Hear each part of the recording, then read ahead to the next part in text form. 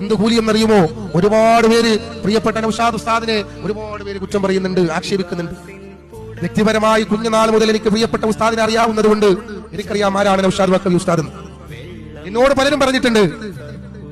അതുകൊണ്ട് നൗഷാദ് വാക്കവി ഉസ്താദിന്റെ സ്നേഹസാഗരം ഒരു മാസം 8 ലക്ഷം രൂപയോളം അതിന് ചിലവാക്കിക്കൊണ്ട് എത്ര വർഷമായി കൊണ്ട് നടക്കുന്നു.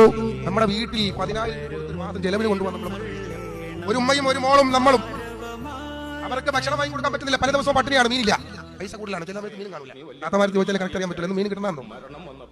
അങ്ങനത്തെ ഒരു സാഹചര്യത്തിൽ പ്രിയപ്പെട്ട ഉസ്താദ് 8 ലക്ഷം രൂപ പ്രതിമാസം ചിലവാക്കിയിട്ട് പാവപ്പെട്ട രോഗികളെ സംരക്ഷിക്കുമ്പോൾ നമ്മൾ ആരെയാ കുറ്റം പറയുന്നത്? എന്റെ പ്രിയപ്പെട്ടവർ, നമ്മൾ എവിടെ കൊണ്ടുവെക്കും ഈ അപരാധങ്ങൾ? ഈ പാവങ്ങൾ നമ്മൾ എവിടെ കൊണ്ടുപോയി വെക്കും? ചിലപ്പോ ഒന്ന് പൊരുത്തം ചോദിക്കാൻ പോലും അള്ളാഹു തൗഫീഖ് തരണമെന്നില്ല. മരണം അങ്ങനെയാണ്.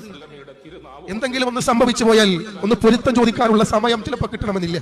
മരണം അങ്ങനെയാണ്, കണ്ണടച്ച് തുറക്കുന്നതിന് മുമ്പ് തീർന്നു പോകുന്നു.